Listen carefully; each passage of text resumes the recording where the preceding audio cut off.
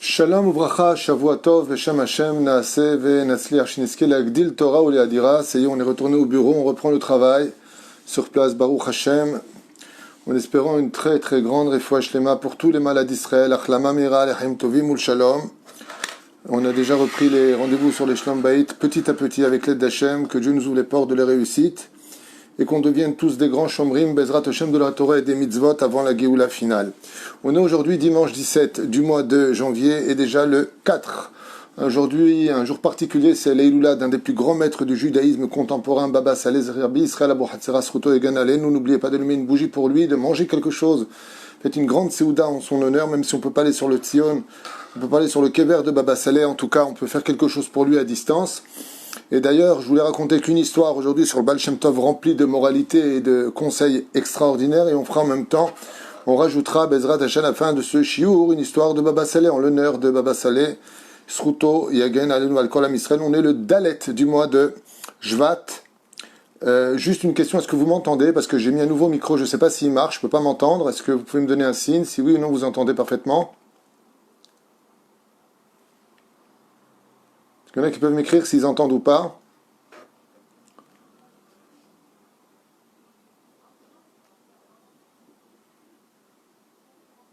C'est inquiétant, ça veut dire que vous n'entendez pas, vous entendez... Oui, on entend très bien, il n'y a pas de problème. Metsuyan. Donc comme c'est un nouveau micro, et je ne sais pas exactement si je l'ai bien mis, je voulais avoir votre approbation. Malheureusement, la liste des malades s'allonge de jour en jour, comme vous l'entendez certainement aussi chez vous. Donc on souhaitera vraiment une très très grande refoua shlema pour tous les malades d'Israël, Ubiklalam et Hashem Atov. Jenin Jimol Bat Simcha Yiratzon Shakadosh Baruch Hu Yishlach La refoua shlema refoua tanefesh urfoua taguf ana elna refanu l'orenim Mahlouf Ben Sarah Ben Moussa, à qui on souhaite Be'ezrat Hashem aussi un très très très grand retour à la santé. Jo Iliaou Ben Simcha Amar, Sarat Al-Bat Prat Miriam, Morat Imi Akdosha Vateora, Yana Ben Esther, Bekol Echad Va'achad Mikem Be'ezrat Hashem, Achlama Mira Refoua Shlema, Le'elef Alfa Avdalim, Le'ilu Nishmat Kol Mete Israël, ובכללם שאני בתפין ג'דני שמחה בת לולה ציפורה בת זיליג מן לוי יהודה סינא בן אליוסה ג'רר גרוליק חיים אהרון יוסף בן אסתר יוסף בן רחל יגת שירה חיה בת איבון מסעודה מרים בת שמחה מישל שמחה בת אסתר בכל מתי ישראל בכל אתר ואתר לחיים טובים ושלום qu'on entende que de bonnes nouvelles רוח השם תנחנם בגן עדן עליהם וכל השוכבים עמם בכלל הרחמים וזרחות וכן יהי רצון ונאמר amen. Le shiur d'aujourd'hui sera pour la Askara de ce soir de Shua ben Haima, Bezrat Hashem, Alav Shalom, Ruach Hashem tenachenu began Eden elyon v'chol hashochovim imo, bichlal arachamim v'asilichot, v'chen yehi ratzon v'nomar amen, tiye nishmatos Ruach Haim, Bezrat Hashem yitbarach. Oufren, juste un instant, je sais que j'avais aussi une askara aujourd'hui, il me semble, à rappeler. Oui, c'est ça. Pour l'élévation de l'âme, on est le 4. Non, ça s'est déjà passé. Excusez-moi, je me suis trompé. Ça s'est passé, c'est passé. Mechila. Ok. Kol Mete Israël. Zéro. Ok. J'ai toujours peur d'oublier du monde en me disant peut-être que lui, le pauvre, il n'a pas fait, peut-être qu'on n'a pas dit. Bezrat Hashem. Ça laisse le temps à tout le monde de se brancher. En tout cas, tout celui qui est intéressé. On est aujourd'hui dimanche, comme je vous l'ai dit, donc ou le samedi soir ou le dimanche, en général plutôt le dimanche, on fera un cours sur un récit du Baal Shem Tov ou d'un autre tzaddik. Mais là, on va parler d'une histoire très très très profonde avec le Baal Shem Tov et qui va nous démontrer que la conduite des tzaddikim, des fois, est très inquiétante. Ça veut dire qu'on s'attend souvent à ce qu'un tzaddik réagisse comme nous on voit les choses, c'est-à-dire comme le derech eretz de notre vie voudrait qu'elle soit, et des fois on va chez un tzaddik et on se fait humilier, on se fait crier dessus, et puis on dit mais mince, je suis pas venu me faire juger, je suis pas venu me faire engueuler, je suis venu pour prendre le bracha du tzaddik, et puis voilà que le tzaddik, il est presque mezalzel becha. Pourquoi? Parce que les tzaddikim, comme ça s'est passé d'ailleurs une fois avec Baba Saleh à Alav Shalom, où un homme est venu le voir de Be'er Sheva, et non, il est venu le voir de Tibériade, autant pour moi.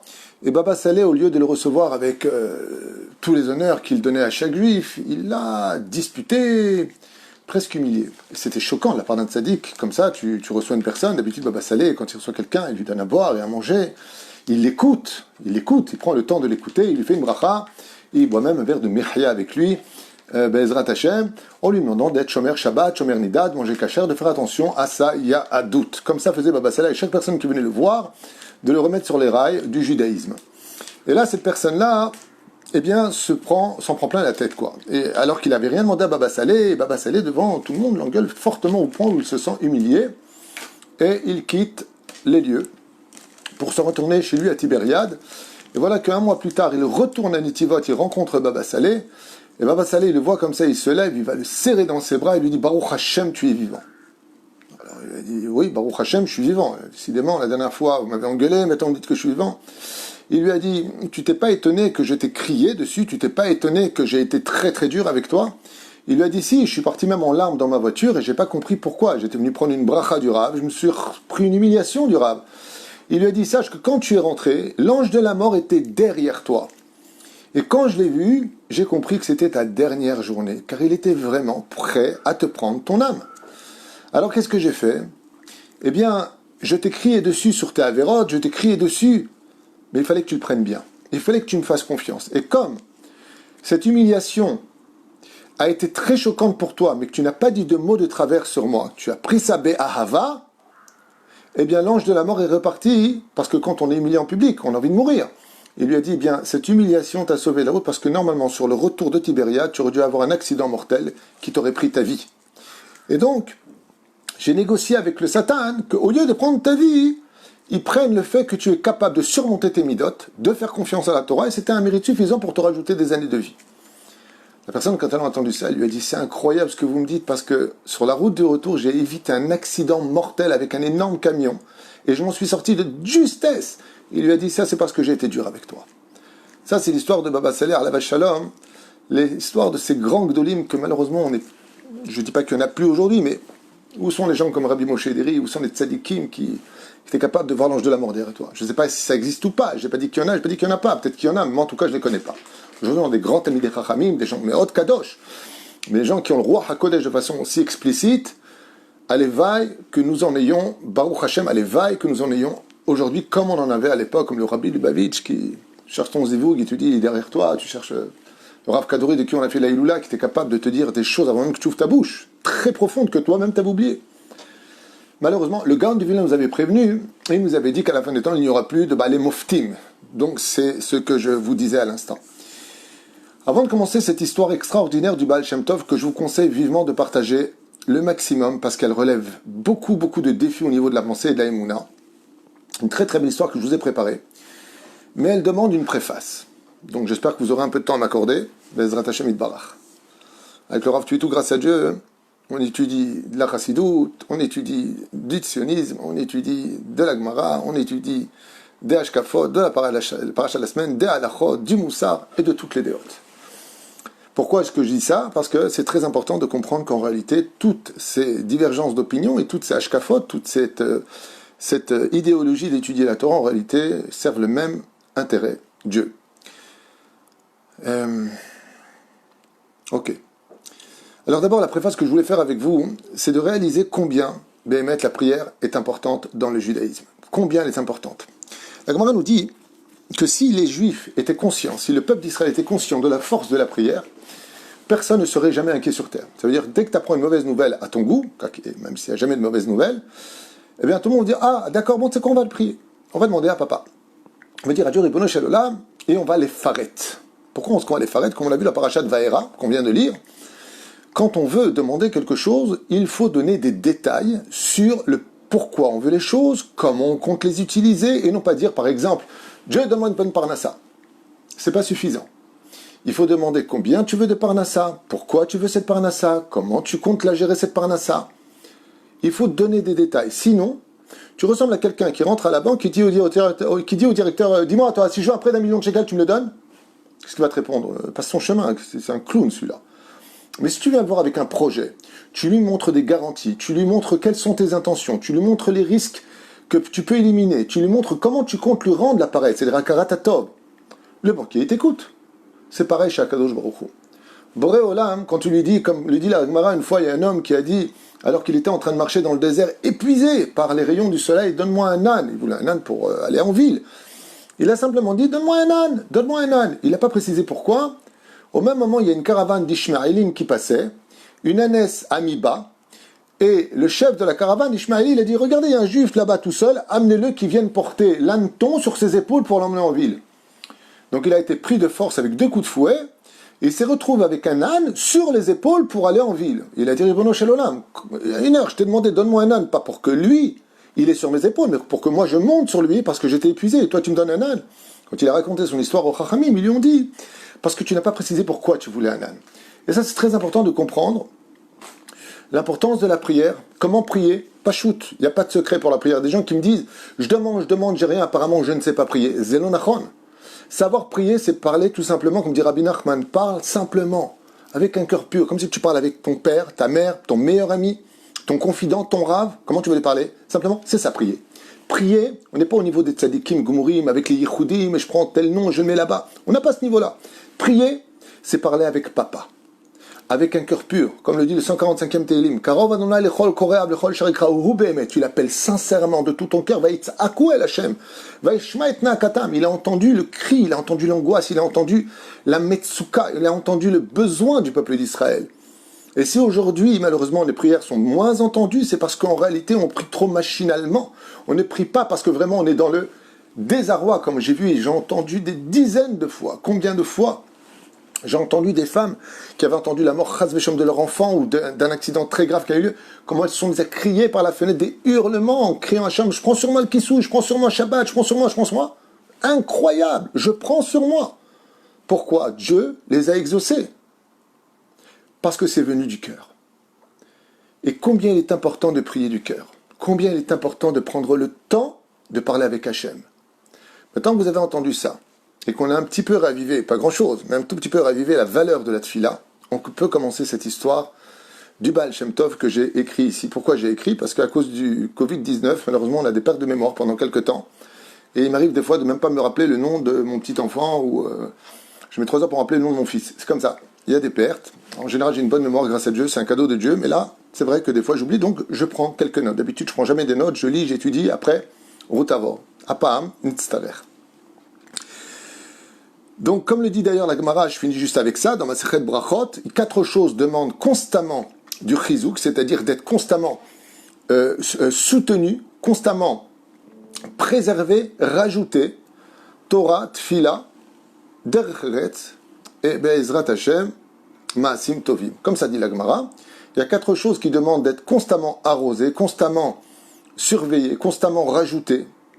C'est l'étude de la Torah, la Tefila, le savoir-vivre et les bonnes actions. Voilà, on les a faites.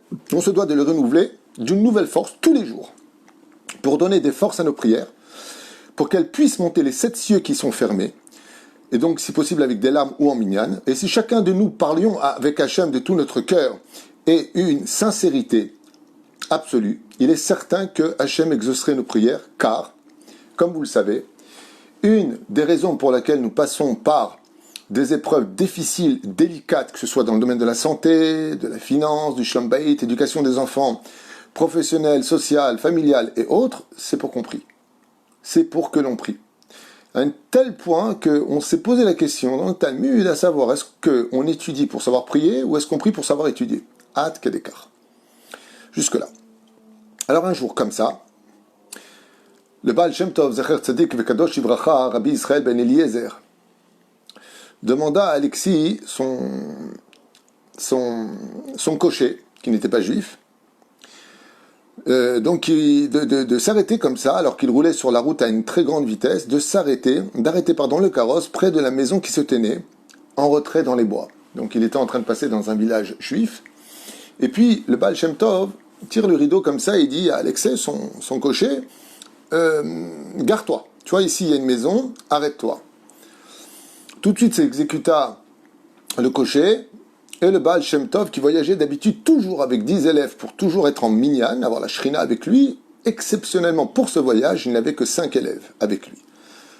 Dont le plus connu de tous était le Maguide de Mezrich. Le Baal Shem Tov, qui était d'ailleurs très jeune à cette époque. tapa donc à la porte avec ses 5 élèves et demanda au Baal Habayit de bien vouloir les accueillir. Alors bien entendu, un homme ouvrit la porte, un juif, avec sa kippa, ses péotes, son tzitzit, et puis il fut rempli de joie, rempli d'émotion, rempli d'amour quand il vit 5 chassidim avec un rave qui les représentait, taper à leur porte, et il s'empressa d'accomplir la mitzvah de Achnasat Orchim, de les inviter à la maison. Cet homme-là était extrêmement pauvre, lui-même avait 5 enfants à la maison, 5 enfants, son épouse, et il vivait dans une précarité qui nous aurait tous fait pleurer. Et donc il installa le chassid, il installa les 5 élèves, et le Baal Shem Tov, sans lui dévoiler son identité, lui demanda de bien vouloir servir du lait chaud à cause du froid, c'était en plein hiver, et d'en servir un verre à chacun de ses élèves. Maintenant, du lait chaud, ça coûte de l'argent, et lui n'en a pas. Qu'est-ce que fait l'homme? Il regarde tout ce qu'il a à l'intérieur de ses poches, s'empresse d'aller à la ferme en face pour acheter du lait de vache, c'est pas comme aujourd'hui où on va chez l'épicier, et il ramène ce lait, il le fait chauffer, met quelques morceaux de sucre à l'intérieur et tend ses verres à chacun d'entre eux. Et chacun, Baruch Hashem, puis boire. Et le Baal Shem Tov dit, tu sais qu'on peut manger de la viande après du lait? Alors il lui a dit, oui, je sais qu'on peut manger de la viande après du lait. Il lui dit, alors regarde, comme on a fait un long voyage, si ça ne te dérange pas, on va dormir ici cette nuit. Il dit, ah, Baruch Hashem, on va vous donner tout ce qu'on a, il n'y a pas de problème. Et ce soir, est-ce que tu peux nous préparer un bon plat avec des bonnes viandes? Vous avez un shochet qui est très connu ici. Il lui dit, oui, bien sûr. Est-ce que tu peux lui acheter des morceaux de viande, comme ça on va manger de l'entrecôte, on va pouvoir étudier la Torah toute la nuit, si cela ne te dérange pas. La viande, ça coûte très cher. Qu'est-ce que fait l'homme? Il avait des chandeliers forgés, et il s'est demandé combien il pouvait les vendre. Il est parti les vendre, il a eu de l'argent, et il a acheté 5 morceaux de viande qu'il a préparés en l'honneur de ce chassid qu'il ne connaissait pas, le Baal Shem Tov, et de ses 5 élèves.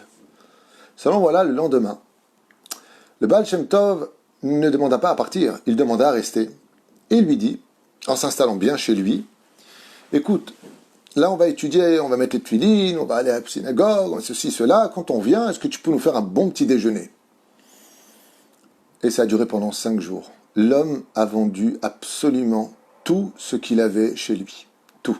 Tout ce qui avait de la valeur a été vendu pour pouvoir accomplir la mitzvah de Achnasat Orchim. Au bout du 5e jour, je ne sais pas si vous entendez, 5 jours à la maison, vous avez 6 personnes, le Baal Shem Tov et 5 personnes. Torquedé Sicha, il lui a dit, mais au fait, maintenant que vous allez repartir, alors que la maison était totalement vide, elle a été vidée de tous ses biens. Vous êtes de quelle ville? Il a dit, de quelle ville on est? On est de... comment j'ai oublié le nom de la ville? Oui, je vous avais dit, il fallait que je note. Medjibouch. Je lui ai dit, Medjibouch? Vous êtes de la ville de Medjibouch, là où il y a le Baal Shem Tov? Le Baal Shem Tov lui dit, Ken. Il dit, oh, je vous en supplie, racontez mon histoire du Baal Shem Tov, c'est une ségoula, vous savez. Tout le monde dit que celui qui entend l'histoire du Baal Shem Tov, après ça, il peut demander quelque chose à Dieu. Surtout le Motzei Shabbat, très important. On dit que c'est une ségoula de raconter une histoire du Baal Shem Tov pour la Parnassa. Dommage que vous ne me l'ayez pas dit avant. Il lui dit, qu'est-ce que tu veux demander au Baal Shem Tov? J'aurais voulu lui demander une bracha. Quand il les a accompagnés au carrosse, le Baal Shem Tov s'est retourné et lui a dit, sache que je suis le Baal Shem Tov. À ce moment-là, quand l'homme a entendu qu'il avait eu en face de lui le Baal Shem Tov, qui avait vécu chez lui 5 jours, qu'il avait lui-même nourri, qu'il avait lui-même accueilli, il est devenu fou de joie. Il lui a dit, combien ton mérite est grand? Tu as accueilli pour toi un chassid ne sachant pas qui il était, et tu m'as accueilli comme un roi, alors que je ne t'avais pas dit que j'étais le Baal Shem Tov. Il lui a dit justement, maintenant j'ai honte, j'aurais dû vendre même ma maison pour vous donner à manger. Il lui a dit, tu n'as pas le droit de te mettre en danger car tu as des enfants et une femme. Ceci étant, sache que je te bénis sur tous tes chemins. Le Baal Shem Tov s'en alla et retourna à Medjibouch. Il continua son chemin jusqu'à chez lui. Quand l'homme revint à la maison fou de joie, il raconta à sa femme et ses enfants qu'il avait eu le mérite de recevoir Ish Kodesh Kodashim, le Baal Shem Tov à la maison. Les enfants étaient très très très émus. Il dit, quoi, cet homme c'était le Baal Shem Tov? Il dit, Ken. La femme a dit, ah, je comprends pourquoi il avait une telle aura sur le visage. Quel mérite tu nous as donné? Seulement voilà que les enfants regardent le père et lui disent, papa, on a faim, tu sais. Alors le père, il regarde comme ça, il dit oui, oui, je vais chercher à manger. Et puis il réalise d'un coup qu'il n'a pas un copec, il a tout dépensé. Il n'a rien à donner à ses enfants. Absolument rien. Rien. Seulement la femme, elle lui dit, tu sais, c'est quand même curieux ce qui s'est passé. Parce que quand le Baal Shem Tov est rentré chez nous, il a vu qu'on était très pauvres. On n'avait rien. Et pendant les 5 jours où il était là, 5 jours où il était là, alors qu'il t'a vu prendre tout ce qu'on avait pour le vendre, pour qu'il puisse manger, il ne s'est pas senti gêné. C'est un comportement qui est bizarre pour un homme de Torah. Je sais pas, t'as un peu honte. Le mec, il va vendre son bureau pour donner à manger. Non, on vend pas tout. Et non seulement il n'était pas gêné, mais il ne cessait de sourire chaque fois que tu vendais quelque chose. L'homme a dit à sa femme, c'est ça la force des tzadikim, c'est qu'eux, ils font des choses que nous, on ne comprend pas du tout. Elle lui dit, mais si c'est un chassid, normalement, il aurait dû se sentir gêné. Alors moi, j'avais appris de mon père, qui était rave, qu'on ne vient pas manger chez des gens si on n'est pas sûr qu'ils ont de quoi nous donner à manger, sinon on va le retirer de leur bouche à eux pour nous. Et là, l'enfant dit à son père, mais c'est exactement ce qui se passe. Maintenant, nous, on a très très faim. Et qu'est-ce qu'on va manger? L'homme se retourna, et vous savez que dans la vie, on peut tout supporter, mais pas de ne pas avoir de quoi donner à nos enfants, c'est quelque chose qu'un père ne peut pas supporter, particulièrement un père et une mère d'ailleurs. Kemerahem al-Valbanim. On peut tout accepter, les épreuves, mais tu ouvres le frigidaire, il est vide, et ton fils dit j'ai faim, c'est une mort dans l'âme. À ce moment-là, cet homme ouvre les tiroirs, il regarde sous les meubles, il regarde sous son lit, il voit qu'il a absolument tout vendu, et que tout ce qu'il a est invendable. Invendable. Désemparé, il regarde ses enfants, il dit, je vous promets que je vous apporte à manger, Dieu ne va pas nous laisser. Mitzvah, goreret mitzvah. C'est pas possible que de faire du bien, on devient pauvre. Ça, c'est pas possible. C'est une promesse de Dieu. Cet homme-là voit ses enfants, dont le dernier le regarde avec ses belles péotes et ses yeux bleus, il lui dit, mais Abba, Aniraev, il lui a dit, j'ai faim. On n'a pas mangé depuis trop longtemps, j'ai vraiment très faim, je ne peux pas attendre. Qu'est-ce qu'a fait l'homme? Il a éclaté en larmes.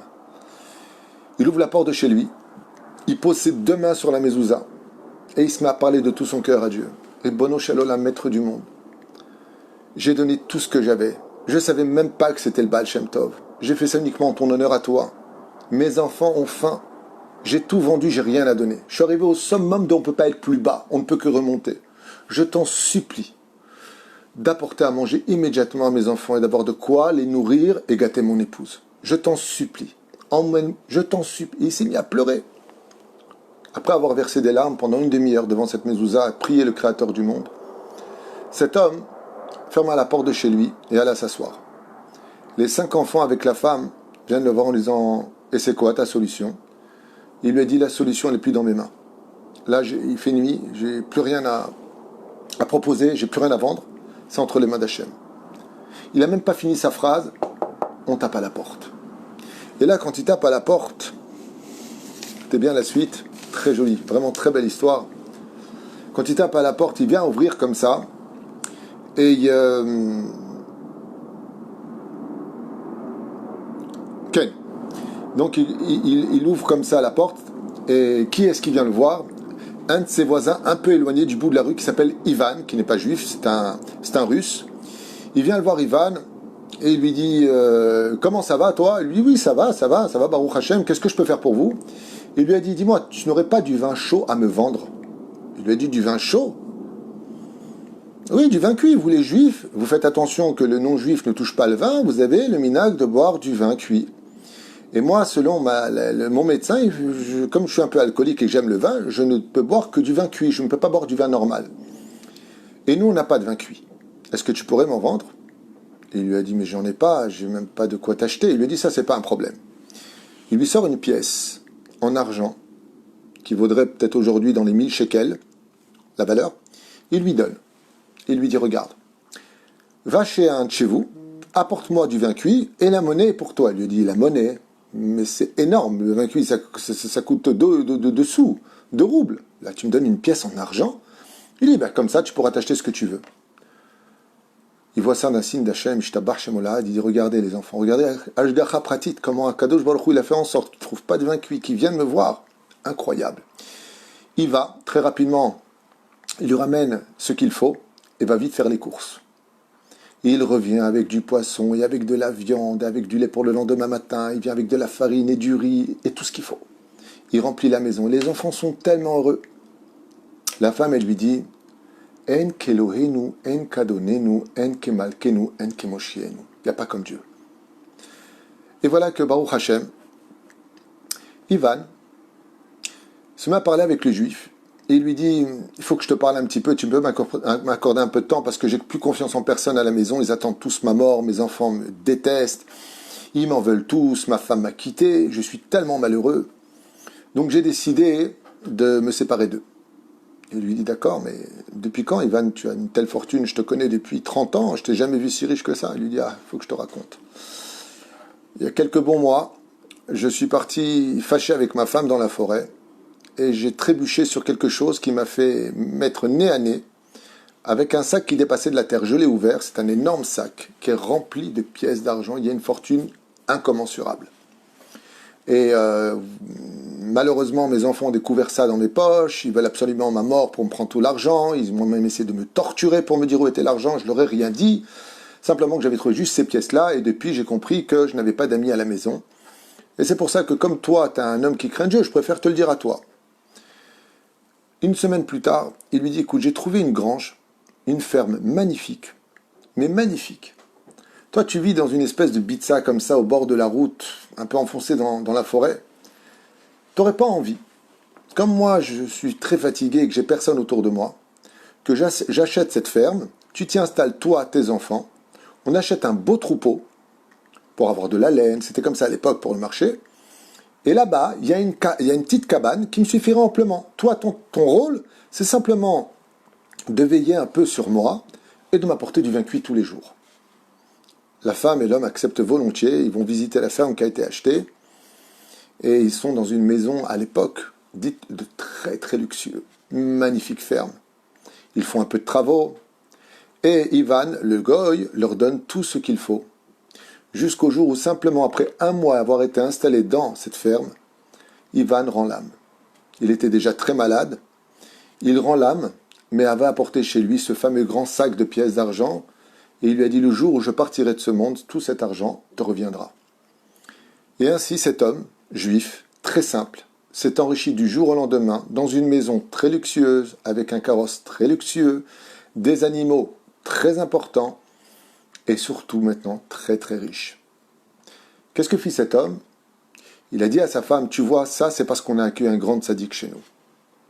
Je vais aller faire mon rêve, je vais aller voir le Baal Shem Tov, sachant maintenant que c'est lui, un Medjibouche. Et ainsi fut fait, il prit son carrosse et s'engagea vers la direction de Medjibouche, où, à peine en ouvrant la porte de la maison du Baal Shem Tov, le Baal Shem Tov se leva devant lui, sourit, lui dit, ah enfin tu es venu. Alors il dit comme ça, il va vous rappeler de moi, tellement de monde autour de vous, et vous rappelez de moi. Il lui dit, comment on peut oublier un visage comme le tien, tel Messirut Nefesh. Mais je vais te poser une question. Moi, en général, je suis quelqu'un qui ne fait que passer chez tout le monde. Comme si je n'étais jamais passé, juste pour apporter la bracha. Chez toi, je me suis installé 5 jours. Ta femme et toi, vous ne vous êtes pas posé des questions sur pourquoi je n'ai eu aucune pitié de vous voir vendre toute votre maison et de manger tranquillement la viande et les légumes, et puis je te dis il me faut des fruits, et tu pars revendre le vase, et tu vas vendre toutes sortes de choses que tu possèdes. Vous n'avez pas posé la question. Il a dit en réalité moi non, parce que j'y voyais que des mitzvot, mais ma femme m'a dit c'est bizarre que si c'est le Baal Shem Tov, il est pas tenu compte un peu de nous, t'es en train de mourir pour moi quoi. En général les tzadikim viennent donner, ils viennent pas prendre. Il lui dit sache que ta femme a eu raison, mais est-ce qu'elle en connaît la raison? Et à ce moment-là, il lui dit Bémet, moi j'aurais jamais posé la question Vodarav, mais si vous posez la question et que vous me demandez pourquoi, alors Bémet, je voudrais savoir pourquoi. Et là, le Baal Shem Tov lui dit mon cher ami, sache une chose. Je n'ai jamais eu l'intention de m'arrêter chez toi et encore moins de m'y attarder 5 jours. Encore moins que ça. J'étais très pressé pour aller faire une autre mitzvah bien au-delà de ton adresse. Seulement en passant au-dessus de toi, en passant devant ta maison, j'ai vu l'ange du Mazal être bloqué. Il lui a dit, je ne comprends pas. Il lui a dit, sache mon cher ami, que depuis ta naissance, tu es voué à être riche. Ton tikkun sur terre, c'est d'être très riche. Et qu'avec cet argent, tu ne fasses que du bien. Comme tu sais si bien le faire. Seulement en passant, en regardant par la fenêtre, j'ai vu que l'ange de la Parnassa, il était au-dessus de ton toit, mais il n'arrivait pas à rentrer chez toi. Et c'est pour ça que j'ai demandé au cocher de s'arrêter. Quand je suis arrivé chez toi, et que je t'ai enfin vu, j'ai compris pourquoi tu n'arrivais pas à libérer ton mazal. Il lui a dit pourquoi. Il lui a dit, je t'expliquer. Tu es quelqu'un qui a une telle émouna, tu es tellement gentil, que de toutes les mitzvot que tu fais, tu as oublié une chose. Combien il est important de parler avec Dieu et de lui demander ce dont tu as besoin. Mais toi, comme tu es tellement bon, tu es mistapek. Ce que Dieu me donne, c'est bien. Alors que la seule chose qui bloquait, c'était que tu pries Hachem de tout ton cœur, comme tu l'as fait quand tu as mis tes deux mains sur la mezouza quand je suis parti, et qu'avec un cœur rempli de larmes, tu as parlé avec lui. Tu as remarqué que tout de suite après, tu es devenu riche. Tu as libéré ton mazal, parce que tu as pleuré. Comme c'est marqué pour Sarah, Rivka, Rachel et Léa. Pourquoi elles étaient stériles? Parce que Dieu aime la prière. Parce qu'elles ont prié, elles ont eu. Demande et tu auras. Baal Shem Tov, il lui dit, et tu comprendras pourquoi maintenant je me suis attardé 5 jours chez toi. Il a fallu que je te demande, que tu vendes tout. Il fallait que tu arrives au bas. Pourquoi? Parce que toi, tant que tu avais encore, pourquoi prier? Zelonachon, il lui a dit le Baal Shem Tov. Il faut toujours prier à Hachem que ce que tu as, tu le gardes et que Dieu te rajoute dessus toujours. Seulement quand je t'ai vidé toute la maison, je t'ai forcé à aller prier de tout ton cœur, parce que tu étais vraiment maintenant dans une situation très difficile. À ce moment-là, le regarde le Baal Shem Tov, lui embrassant les mains, lui dit quoi? Tout ça c'était pour que je prie? Il lui a dit tout ça c'était pour que tu pries. Je t'ai vidé ta maison pour t'emmener dans une situation telle que tu n'aies plus le choix que de prier Hachem de toute ton âme et de tout ton cœur, que Dieu te libère ton mazal.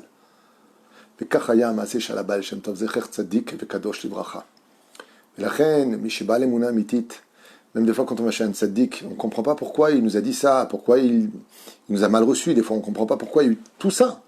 C'est parce qu'il y a des choses, par God, des choses qui se cachent derrière Be'etzem, ce que nous ne voyons pas, parce que le tzaddik veut notre bonheur et qu'il veut provoquer très souvent des choses que nous n'avons pas été capables de voir ou de comprendre.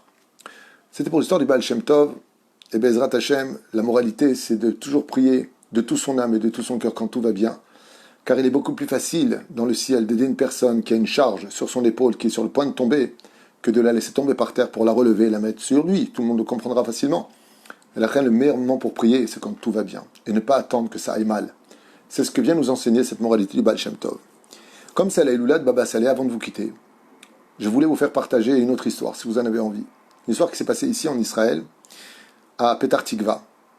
Je me rappelle bien, la ville, c'est Petar Tikva, que je ne dise pas de bêtises, où une fois Baba Saleh avait été invité à rencontrer un Rosh Kollel lituanien, et pour faire une bracha sur place. Il avait 70 ou 75 élèves à peu près, Kollelman, et Baba Saleh était assis comme ça près de lui. Et bizarrement, le Rosh Kollel a fait une erreur fatale. Qu'est-ce qu'il fait à côté de Baba Saleh? Il dit, Baruch Hashem, pas comme le Baal Shem Tov, celui-là. Le Gaon de Vilna, étant un descendant de la Itnagdout, ceux qui étaient contre les Chassidim, juste à côté de Baba Saleh, il a simplement dit une petite phrase de rien du tout, avec un geste qui lui coûtera extrêmement cher. Il lui a dit, pas comme le Baal Shem Tov, celui-là. Il a fait juste un geste. Ah, dramatique. Rakou Zilzel sur le Baal Shem Tov. Baba Saleh, quand il a vu ça, il s'est levé sur place. Il lui a dit, Sof HaChodesh Atasoger. À la fin du mois, tu m'as appelé pour une bracha, il lui a dit, à la fin du mois, il n'y a plus de kollel ici. Tout ton kollel y ferme et toi, tu quittes ton poste. C'est devenu fou. Mais Gvodarav, qu'est-ce que j'ai dit de mal? Qu'est-ce que j'ai fait?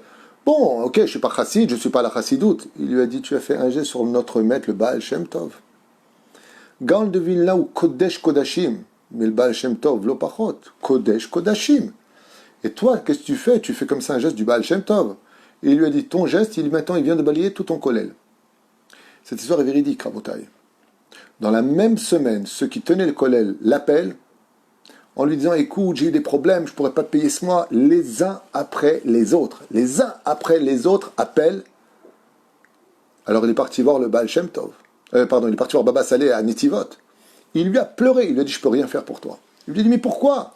Il lui dit, parce que le Baal Shem Tov, tu dois obtenir son pardon à lui, aller sur sa tombe.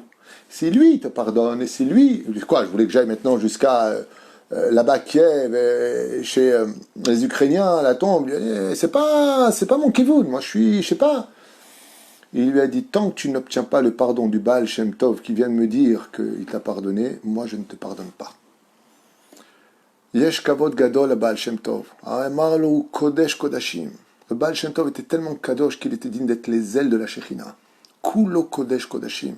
Vatamesa zelbo. La reine, Meot Kedai, comme l'enseigne Baba Saleh. Baba Saleh, vous savez, chers amis, il était aimé de toutes les tendances. Que tu sois Vizhnitz, Breslev, Lubavitch, peu importe ce que tu étais. Kippa Srouga, sans kippa, avec kippa, marocain, tunisien, algérien, tout le monde connaissait Baba Saleh. Et tout le monde aimait Baba Saleh. Baba Saleh, ce n'est pas une figurine toranique qui appartenait qu'aux Marocains, pas du tout. Qui ne fête pas l'Aïloula de Baba Saleh? Qui n'a pas une histoire entendue de Baba Saleh extraordinaire? Parce que Baba Saleh travaillait pour Dieu. Et quand on est relié à la source, alors toutes les autres sources se lient à lui. Baba Saleh, il aimait le Rav Kook. Baba Saleh, il aimait le Rav Mordechai Eliyahu. Il a été reçu le Rav Ovadia Yosef comme si il recevait le Mashiach chez lui, sachez-le. Quand il a vu le Rav Ovadia Yosef rentrer chez lui, alors que c'est son fils qui a forcé le Rav Ovadia d'aller voir Baba Saleh, parce que le Rav Ovadia ne connaissait pas Baba Saleh, un truc de fou. Il n'avait jamais entendu parler de lui, tellement il est dans ses livres, qu'il n'avait jamais entendu parler de Baba Saleh à l'époque. Quand Baba Saleh a vu Maran Rav Ovadia Yosef, il s'est levé et a couru lui embrasser les mains. Et qu'est-ce qu'il lui a dit? Il lui a dit, on vient de me dire que vous êtes Maran Rav Ovadia Yosef, je suis tellement étonné, je pensais voir un vieillard devant moi. Parce qu'au Maroc, quand j'ai eu ma smarta de Rav et de Dayan, je l'ai passé sous le Yabia en mer. C'est grâce à votre livre, à vous, que j'ai pu avoir ma smarta de Dayan, comme ça lui a dit Baba Saleh, parce que ce qui paraît Baba Saleh a eu sa smarta de Dayan, il était donc Dayan, Baba Saleh, chose que je ne savais pas avant cette histoire. Mais ce qu'on peut remarquer, et le plus important, c'est que tous les rabbinim de toutes les tendances venaient chez Baba Saleh. Et je pense que ce symbole est aujourd'hui la priorité de toutes nos mitzvot. Qu'on soit tous capables aujourd'hui, Béhémet, d'accepter que tant qu'il travaille Hachem, tant que ce n'est pas un réformiste, un libéral ou autre, Ata Balev Sheli, t'es dans mon cœur. Et c'est ce qu'il lui a dit Baba Saleh à ce Rosh Kolel, qui a commis cette erreur fatale. Il lui a dit, c'est à cause de gens comme toi qu'il n'y a pas de Géoula. La seule chose que je te demande, il lui a dit Baba Saleh, ne fais jamais un cours sur la hardoute. Parle pas de hardoute. Celui qui est capable de l'ifsol, de dire celui-là il est comme ça et celui-là il est comme ça, moi je suis la vérité absolue, moi, va te coucher, rentre chez toi, arrête de prendre la tête aux gens, et arrête de te prendre pour un leader, parce que la vérité elle se divise en plusieurs dimensions, en plusieurs façons d'être. Regardez, Shivim Panim la Torah, il y a 70 façons pour comprendre la Torah, toutes sont cachères bien sûr. Vezea Meser Shel Baba Saleh. Baba Saleh, qui que tu sois en face de lui, tu te sentais à l'aise. Pourquoi? De son vivant et de sa mort. Parce qu'il aimait chaque juif, parce qu'il travaillait que pour Dieu.